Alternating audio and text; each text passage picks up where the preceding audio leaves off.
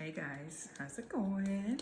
I thought I'd hop on and talk to you about the astrology that's happening in the week, in the sky this week, I should say.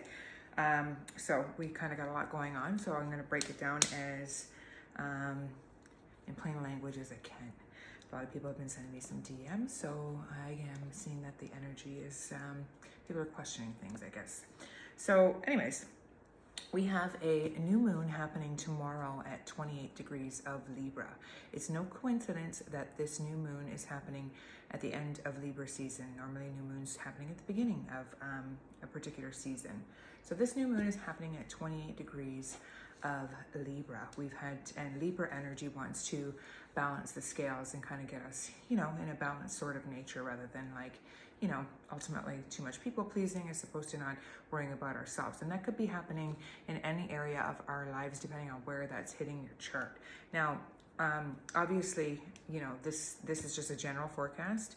The new moon is going to be hitting, everything that I'm saying is going to be hitting a certain area of your chart depending on your unique birth chart.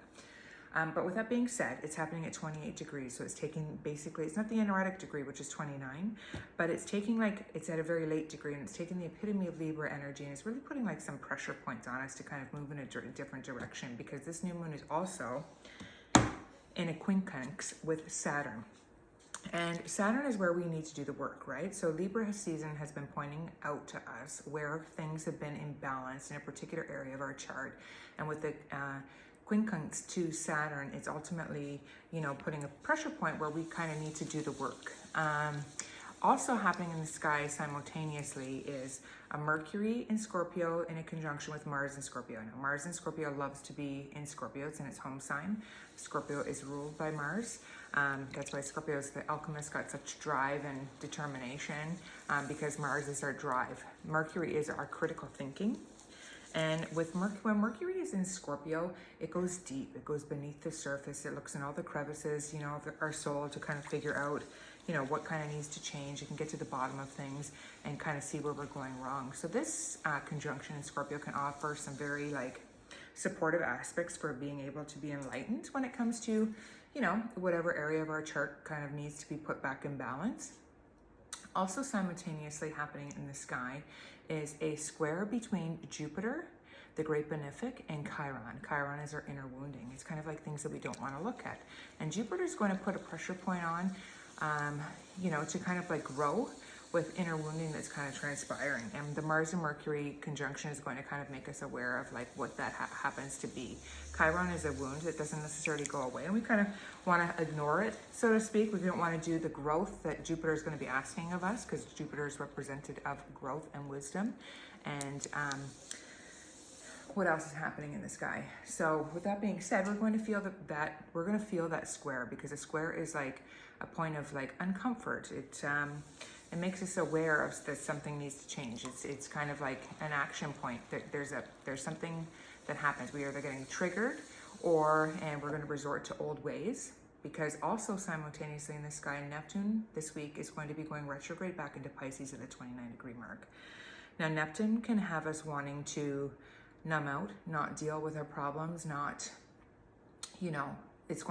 our voices are going to be very loud and prominent.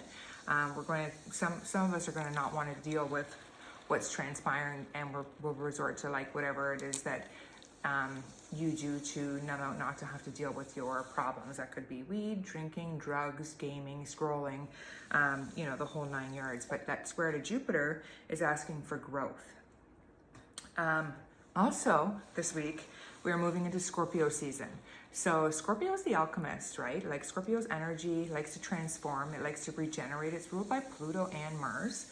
And Pluto's energy is like a death and rebirth. It'll go deep and it will transform when it needs to transform. So it's no coincidence that we're feeling all of this and then moving right into Scorpio season. Now, also this week, there will be a square happening between Pluto, Scorpio's ruler, and the sun. So there's transformation that needs to happen at the soul in some area of our life, depending on where that hits in your unique birth chart. And we're going to be feeling the pinch of all of this, right? The best way to kind of navigate the pressure points, I guess, is what we could kind of call it, is to, rather than give in to vices and give in to numbing out and to escaping what we don't want to kind of feel or we don't want to deal with. It's best to sit with it, feel the emotions. The only way through it, over it, is through it, right? So we need to get into action, do the work, take advantage of the Mercury and Mars conjunction, because that can be some serious potent energy for doing the thing, doing what you need to do to get where you need to go, right? And, you know, feeling the positivity of this rather than the negative connotations of, you know, all the squares that are kind of transpiring.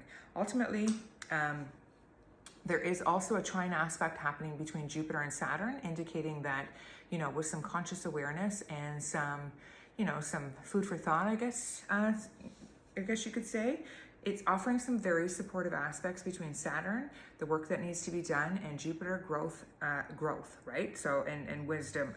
So, you know, there are some positive aspects amongst the trigger points that are going to be happening this week, but you know, they're kind of still there. I will say also that Mercury right now is in its shadow. It's going into shadow, indicating that in 3 weeks from now, Mercury is actually going to go retrograde, but it's sitting at the degree point 20 degrees of Scorpio. And the things that are kind of transpiring now, we're going to be coming up to, like, we're going to be reviewing them for the next 6 weeks. And we're going to come back to this particular area of whatever it is that we're dealing with right now. Over like, I would say, like, end of November and around there, beginning of December. Anyways, with that being said, feel free to reach out and ask any questions if you need some help navigating something. And if you wanted to book a reading with me to kind of like dive deep into your birth chart, and I can tell you where this is kind of transpiring within your own unique birth chart, my link's in the bio. And until next time, guys, I got a lot of work to do for Christmas season. Don't mind my scab on my nose. Funny story. I actually was making a giant pot of sauce for winter. I make like 2 big pots, and it splattered in my face and burnt my nose. Like, you know, sometimes we're just doing too much, right? Sometimes we just kind of need to take a break here and there. Anyways, till next time. Bye, guys.